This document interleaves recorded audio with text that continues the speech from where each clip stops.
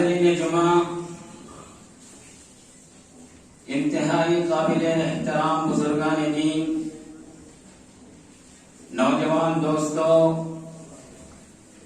قوم کا مستقبل عزیز بچوں اور پردہ نشین ملت کی ماں اور بہنوں، ابھی خطبہ مسنونہ کے بعد میں نے آپ کے روبرو سورہ آل عمران کی ایک آیت پڑھی ہے جس میں اللہ رب العالمین کا ارشاد ہے هو الذی انزل علیک الکتاب، کہ وہی اللہ رب العالمین نے آپ صلی اللہ علیہ وسلم پر ایک ایسی کتاب نازل فرمائی ہے منہ آیات محکمات، جس کے اندر کچھ آیتیں محکم ہیں، ہن ام الکتاب، اور یہی اصل کتاب ہے، وَأُخَرُ مُتَشَابِهَاتٌ، اور کچھ آیتیں ایسی ہیں جن کا شمار متشابہات میں ہوتا ہے۔ وَأَمَّا الَّذِينَ فِي قُلُوبِهِمْ زَيْغٌ فَيَتَّبِعُونَ مَا تَشَابَهَ مِنْهُ ابْتِغَاءَ الْفِتْنَةِ وَابْتِغَاءَ تَأْوِيلِهِ، جن لوگوں کے دل میں کجی ہے، جن لوگوں کے دل میں مرض ہے، وہ لوگ تشابہ والی آیت کو، متشابہ والی آیت کو اس کے پیچھے پڑ جاتے ہیں اور فکرے کو طلب کرتے ہیں اور اس کے مراد کی جستجو میں ایسی آیتوں کی اتباع کرتے ہیں، حالانکہ ان آیت کا کیا مفہوم ہے، کیا معنی ہے، کیا مراد ہے، وَمَا يَعْلَمُ تَأْوِيلَهُ إِلَّا اللَّهُ، اللہ رب العالمین کے علاوہ کوئی نہیں جانتا۔ وَالرَّاسِخُونَ فِي الْعِلْمِ يَقُولُونَ آمَنَّا بِهِ، اور جو لوگ گہرے علم والے ہیں، پختہ علم والے ہیں، جن کو دین کا علم ہے، شریعت کا علم ہے، کتاب و سنت کا علم ہے، ایسے لوگ کہتے ہیں کہ ہم ایسی آیتوں پر ایمان لا چکے ہیں، کل من عند ربنا، اور اس طرح کی آیتیں اور جو اس طرح کی آیتیں نہیں ہیں، یہ ساری کی ساری چیزیں، یہ ساری کی ساری آیتیں ہمارے اور آپ کے رب کی جانب سے ہے۔ وما يذكر الا اولو الالباب، اور نصیحت صرف اور صرف عقل مند ہی حاصل کرتے ہیں۔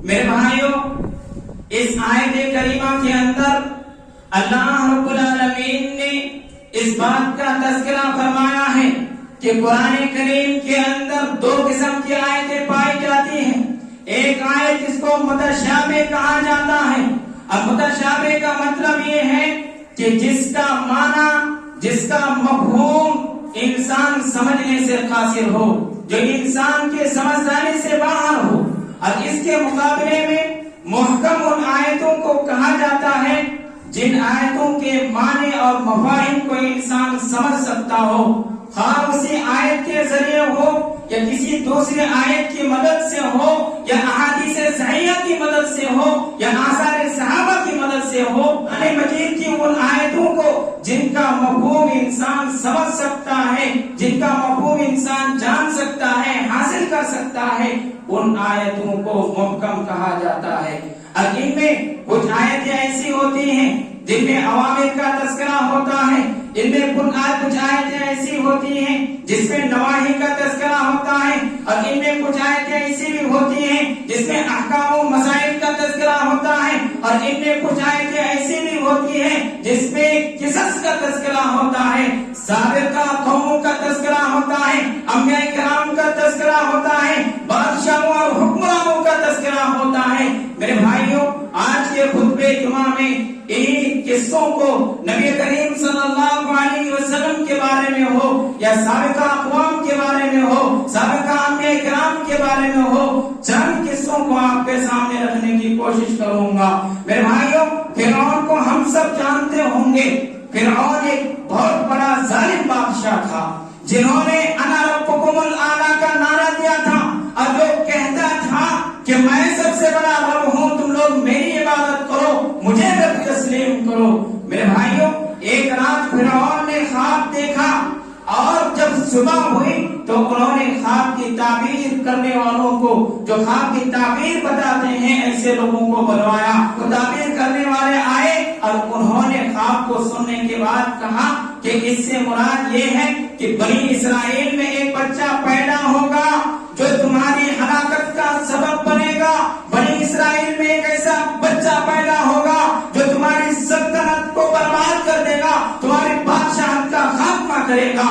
یہ سننا تھا کہ فرعون نے اسی وقت عمل میں آیا، اسی وقت حرکت میں آیا اور انہوں نے کہا سے ہی یہ قانون لاگو ہوگا کہ بنی اسرائیل میں جو بچہ پیدا ہوگا اس کو قتل کر دیا جائے گا اور جو بچی پیدا ہوگی اس کو چھوڑ دیا جائے گا. قرآن نے اس کو کئی مقامات پر اس کا تذکرہ فرمایا ہے. فرمایا یذبح ابناءهم ویستحیی نساءهم کہ فرعون نے کہا کہ ان کے بچوں کو قتل کیا جائے گا اور ان کی بچیوں کو چھوڑ دیا جائے گا. یہ ان کا عمل تھا. اسی دن سے اس کو لاگو کرنے کی کوشش کی اور پورے بستی کے اندر جتنی ان کی حکومت تھی، جتنی جگہوں پر ان کی سلطنت قائم تھی، اعلان کروا دیا کہ آج سے یہ قانون لاگو ہوگا.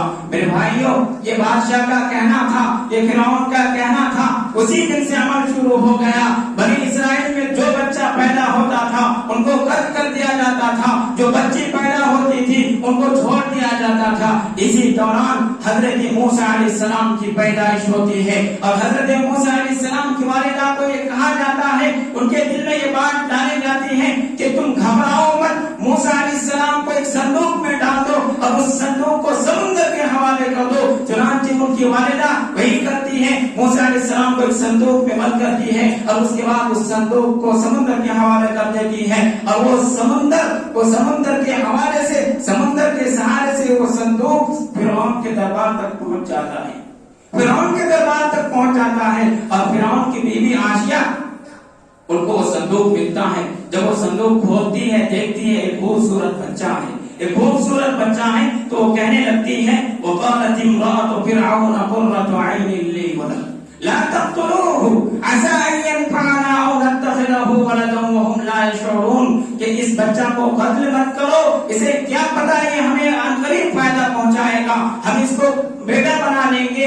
اور اس بچے کو تو یہ بھی احساس نہیں ہے، یہ بھی پتہ نہیں ہے کہ اس کا حقیقی والدہ کون ہے اور اس کا حقیقی باپ کون ہے، لہذا ہم اس کو باپ میں بیٹا بنا لیں گے، تم ان کو قتل مت کرو. فرعون ان کی باتوں میں آتا ہے، اپنی بیوی کی باتوں کو سنتا ہے اور اس کے بعد قتل نہیں کرتا ہے، اس بچے کو چھوڑ دیتا ہے. میرے بھائیوں، فرعون نے سچا خواب دیکھا تھا. اب ان خواب کی تعبیر کرنے والوں نے، تعبیر بتانے والوں نے صحیح تعبیر بتائی تھی. وہ بچہ کوئی اور نہیں، حضرت موسیٰ علیہ السلام تھے. موسیٰ علیہ السلام کو قتل کرنے کے لیے بنی اسرائیل کے ہزاروں نہیں لاکھوں بچوں کا انہوں نے قتل کیا، لیکن حضرت موسیٰ علیہ السلام نہ صرف یہ کہ ان کو قتل نہیں کر پایا بلکہ حضرت موسیٰ علیہ السلام کی پرورش و پرداب فرعون کے دربار میں. میرے بھائیوں، سچ کہا اللہ رب العالمین نے کہ اللہ رب العالمین جسے بچانا چاہے اسے کوئی مار نہیں سکتا. حضرت ابراہیم علیہ السلام کو کون نہیں جانتا؟ جب حضرت ابراہیم علیہ السلام نے قوم کے لوگوں کو سمجھایا، اپنے والد کو سمجھایا، وہ لوگ نہیں سمجھے تو ایسی صورت میں مورتیوں کو توڑا اور یہ سمجھانے کی کوشش کی، یہ بتانے کی کوشش کی کہ مورتیوں کی کوئی حیثیت نہیں ہے، مورتیوں کی کوئی وقار نہیں ہے. ان کی لاچاری دیکھو، ان کی بے بسی دیکھو کہ ان کو ایک بندہ آ کر توڑ جاتا ہے، یہ اپنی حفاظت نہیں کر پاتی ہے، غیروں کی حفاظت کیسے کرے گی؟ لیکن پھر بھی لوگوں کو بات سمجھ میں نہیں آتی ہے. حضرت ابراہیم علیہ السلام کو جلانے کی بات کرتے ہیں اور کہنے لگتے ہیں کہ اگر تم لوگ اپنے معبودوں کی حفاظت کرنا چاہتے ہو، اپنے معبودوں کی مدد کرنا چاہتے ہو تو ایسی صورت میں ان کو آگ میں جلاؤ. حضرت ابراہیم علیہ السلام کو آگ میں جلانے کے لیے لکڑیاں اکٹھا کرنے کا حکم ہوتا ہے. لکڑیاں اکٹھا کی جاتی ہیں اور اکٹھا کرنے کے بعد اس میں آگ جلائی جاتی ہے.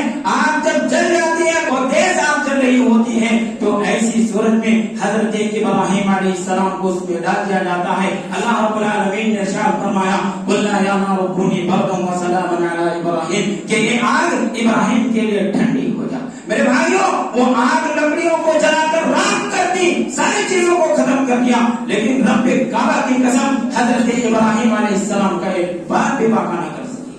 میرے بھائیوں، सच कहा अल्लाह रब्बुल आलमीन ने कि जिसे अल्लाह रब्बुल आलमीन बचाए अल्लाह उसे कौन मार सकता है। हजरत यूसुफ अलैहिस्सलाम को कौन नहीं जानता, उनके भाइयों ने दुश्मनी में आकर किस तरह एक जान चलकर हजरत यूसुफ अलैहिस्सलाम को कुएं में डालने की कोशिश की, बल्कि हजरत यूसुफ अलैहिस्सलाम को कुएं में डाला और उसके बाद शाम के वक्त अपने वालिद के पास रोते हुए पहुंचे और कहने लगे कि मेरे अब्बू जान, आपको हमारी बातों पर यकीन नहीं होगा, आप हमारी बातों पर विश्वास नहीं करेंगे, आप हम पर भरोसा नहीं करेंगे, लेकिन हकीकत ये है कि यूसुफ अलैहिस्सलाम को भेड़िए ने खा लिया है, यूसुफ को भेड़िए ने खा लिया है। हमने उनको अपनी जगह पे बैठाया था, जहाँ हमने अपना कपड़ा रखा था, सामान रखा था, वहाँ पे उनको हमने बैठाया था और हम खेत कूद में लग गए और एक भेड़िया आया उनको खा गया। मेरे भाइयों, उन्होंने ये बताने की कोशिश की कि हम सच बोल रहे हैं, लेकिन हकीकत में वो झूठ बोल रहे थे।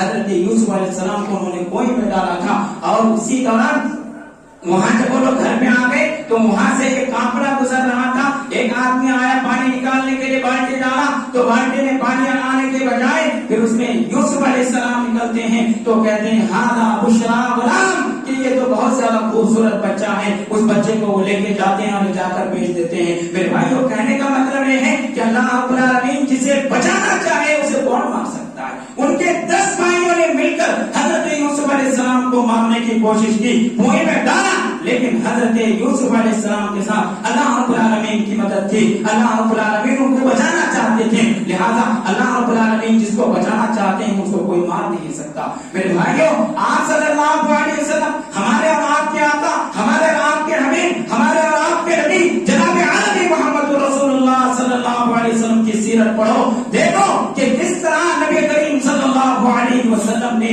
जब कुफार मक्का के सामने ये आवाज लगाई और कहा कुल ला इलाहा इल्लल्लाह तुफ्लिहू, ए मक्का वासियों, मक्का के रहने वालों सुन लो, अगर तुम ला इलाहा इल्लल्लाह कहोगे कामयाब हो जाओगे और तुम अरब के भी मालिक बन जाओगे, अजम के भी मालिक बन जाओगे।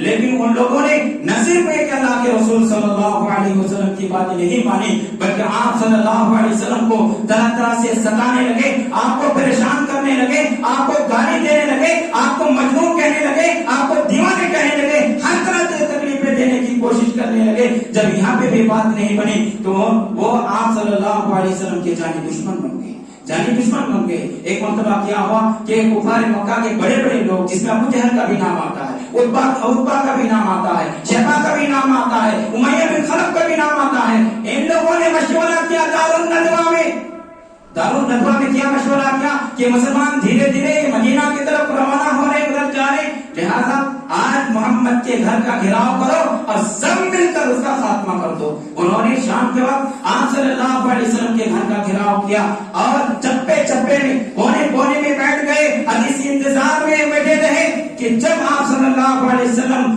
ज्यादा रात को, आधी रात को सो जाएंगे तो अचानक उन पर हमला करेंगे और उसका काम तमाम कर देंगे। कुर्बान जाइए अल्लाह रब्बुल आलमीन पर। अल्लाह रब्बुल आलमीन ने नबी करीम सल्लल्लाहु अलैहि वसल्लम को तजवीज बताई। अल्लाह रब्बुल आलमीन ने कुरान करीम के अंदर उसका नक्शा खींचा है, फरमाया वइज़ यमकुरु बिकल लज़ीना कफ़रू लियुथ्बितूका औ यक़्तुलूका औ युख़रिजूक वयमकुरून वयमकुरुल्लाह वल्लाहु खैरुल माकिरीन। याद करो उस वक्त को जब काफिरों ने नबी करीम सल्लल्लाहु अलैहि वसल्लम के बारे में हीला इख्तियार किया, नबी करीम सल्लल्लाहु अलैहि वसल्लम के बारे में उन्होंने मक्र एक जान करने की कोशिश की, आप सल्लल्लाहु अलैहि वसल्लम को पकड़ने की कोशिश की, या आप सल्लल्लाहु अलैहि वसल्लम को कत्ल करने की कोशिश की, या आप सल्लल्लाहु अलैहि वसल्लम को कहीं निकालने की यानी शहर से बाहर निकालने की कोशिश की। मेरे भाइयों, अल्लाह रब्बुल आलमीन ने फरमाया कि जिस तरह उन लोगों ने चाल चली उसी तरह अल्लाह रब्बुल आलमीन ने भी चाल चली और अल्लाह रब्बुल आलमीन बेहतरीन चाल चलने वाला है।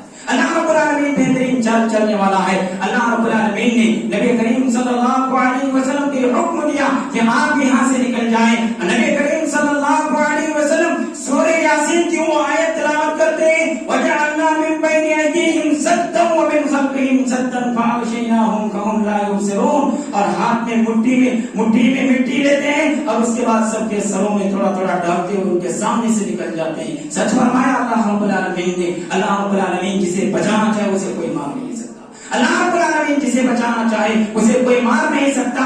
जब सुबह हुई तो इन लोगों ने देखा कि मोहम्मद नहीं है, सर में धूल मिट्टी है, تو ایسی صورت میں آپ بگولا ہو گئے اور انہوں نے آنند فانند مکے سے باہر جانے والے جتنے راستے تھے ان پر سیکورٹی کو سخت کر دیا اور کہا کہ ان پر سخت نظر رکھی جائے، ان کو کوئی اگر یہاں سے گزرتا ہے تو ان کو پکڑا جائے۔ اور اس کے بعد یہ اعلان کیا کہ جو محمد کو اور ان کے ساتھی ابو بکر کو پکڑ کر لے کر آئے گا یا قتل کر کے لے کر آئے گا، مردہ کی زندہ حالت میں لے کر آئے گا، ایسی صورت میں ان کو 100 سرخ اونٹ کے نام میں دیے جائیں گے۔ اللہ اکبر! 100 سرخ اونٹ آج کے زمانے میں 100 ہوائی جہاز کے برابر ہے، 100 ہوائی جہاز کے برابر ہے۔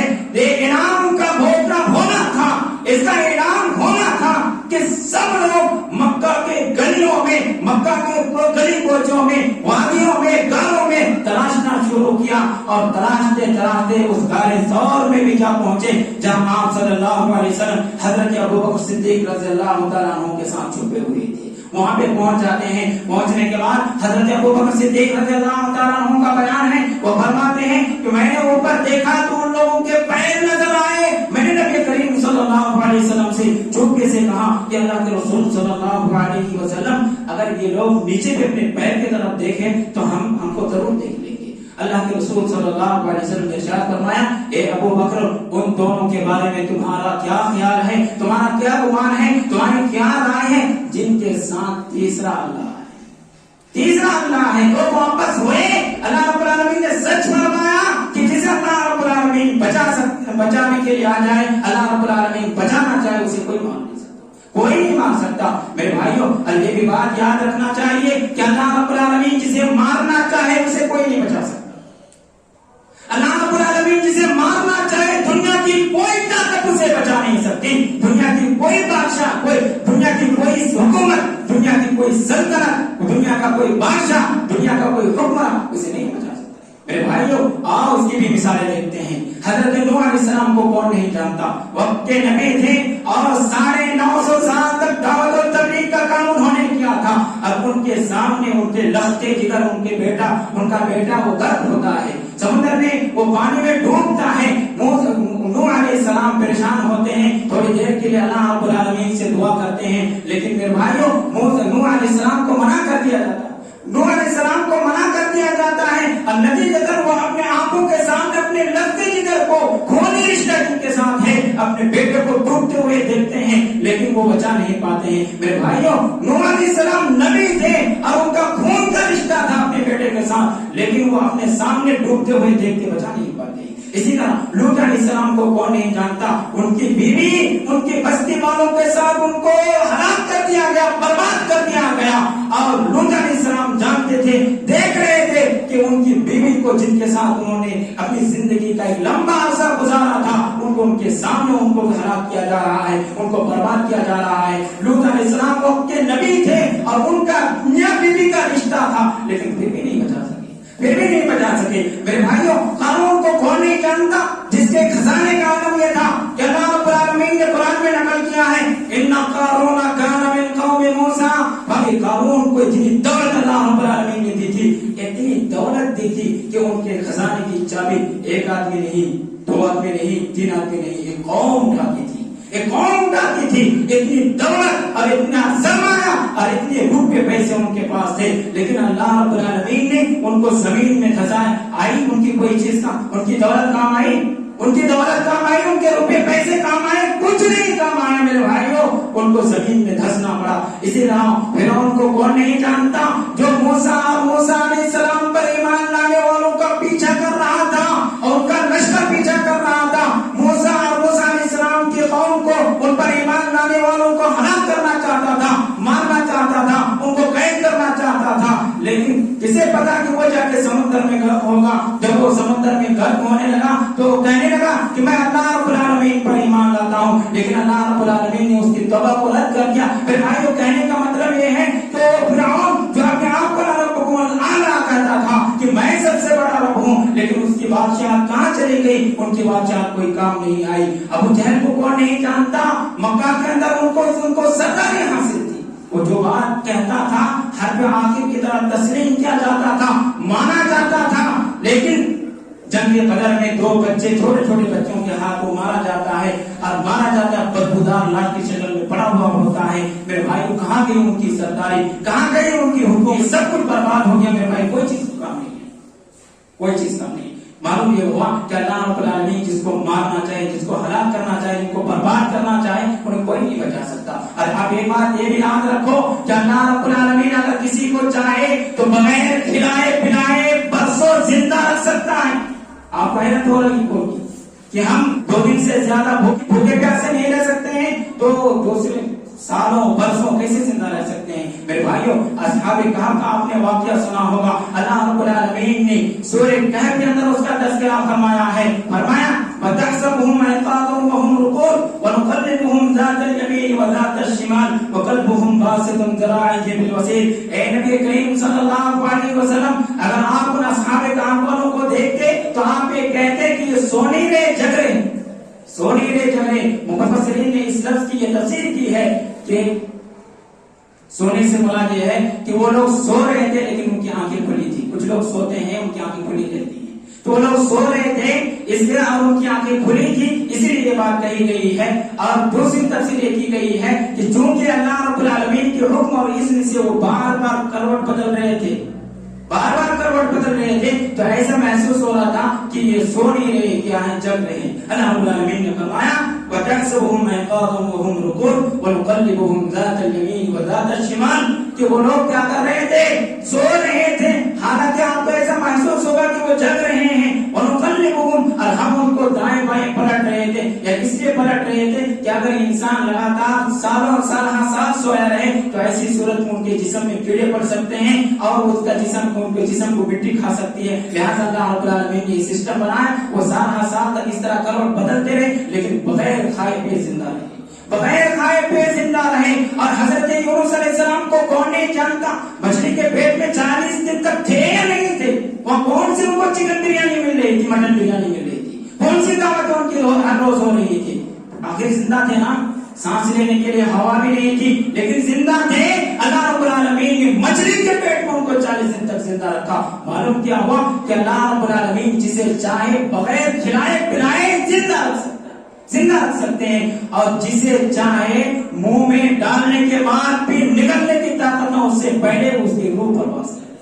کتنے ایسے لوگ ہیں کہ جب وہ مرنے لگتے ہیں تو پاس کے لوگوں کو محسوس ہو جاتا ہے, رشتے داروں کو محسوس ہو جاتا ہے کہ اب ان کی روح پرواز کرنے والی ہے کہ کب پرواز کرنے والی ہے. تو ایسی صورت میں ان کے منہ میں شربت ڈالتے ہیں. میرے بھائیوں, وہ شربت کا قطرہ ادھر سے بہ جاتا ہے, ادھر سے بہ جاتا ہے, لیکن نکلنے کی سکت نہیں ہوتی ہے, طاقت نہیں ہوتی ہے. دنیا کی ساری نعمتیں ان کے پاس موجود ہوتی ہیں لیکن کیا طاقت, کیا مجال کہ ان میں سے کچھ اٹھا کر کھا لے, کچھ بول دے, کچھ کر لے, کوئی نہیں.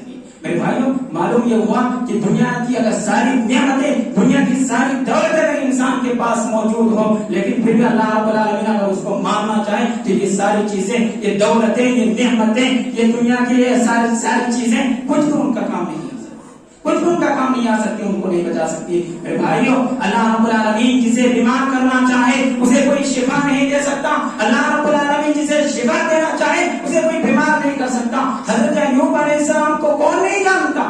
حضرت ایوب علیہ السلام 1 سال نہیں, 2 سال نہیں, 18 سال تک ایک بیماری میں مبتلا رہے. ان کے جسم میں کیڑے پڑ گئے تھے اور 18 سال تک اسی بیماری سے وہ جوجھتے رہے, لڑتے رہے. 18 سال کے بعد وہ کیا صحت یاب ہوئے, صحیح سارے کھڑے ہو گئے. میرے بھائیوں, آج کتنے ایسے لوگ ہیں, کتنے ایسے لوگ ہیں جن کو تھوڑی سی سردی ہوتی ہے, تھوڑی سی کھانسی ہوتی ہے اور ان کی روح پرواز کر جاتی ہے. کتنے ایسے لوگ ایسے بھی ہیں میرے بھائیوں جن کو کوئی بیماری نہیں ہوتی ہے, ہارٹ اٹیک کا نام آ جاتا ہے, اس کے بعد ان کی روح پرواز کر جاتی ہے.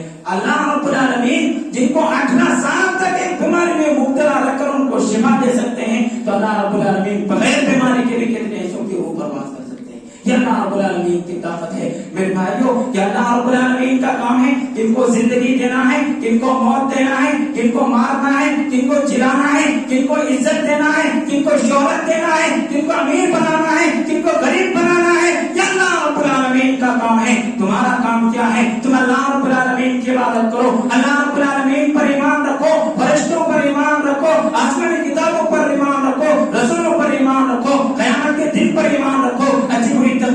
ایمان رکھو، اس کے بعد نماز پڑھو، نماز پڑھو، نماز پڑھو، حلال کمائی خود کھاؤ، اپنے بچوں کو حلال کمائی کھلاؤ، اور اگر تمہیں رمضان المبارک کا مہینہ نصیب ہو جائے تو روزہ رکھو، اور اللہ رب العالمین نے اگر آپ کو صاحب استطاعت بنایا ہے تو ایسی صورت میں زکات ادا کرو، حج کرو، لوگوں کو بھلائی کا حکم دو، برائی سے روکو، یہی تمہارا کام ہے۔ اگر تم یہی کرو گے تو اللہ رب العالمین تمہیں دنیا میں بھی عزت سے نوازے گا، اور آخرت میں بھی اللہ رب العالمین تمہیں کامیابی سے ہمکنار کرے گا۔ تو اے رب العالمین ہم تمام لوگوں کو کتاب و سنت کی صحیح سمجھ عطا فرماوے اور اس کے مطابق عمل کی توفیق عنایت فرماوے، آمین۔ وآخر دعوانا الحمدللہ رب العالمین، والسلام علیکم ورحمۃ اللہ وبرکاتہ۔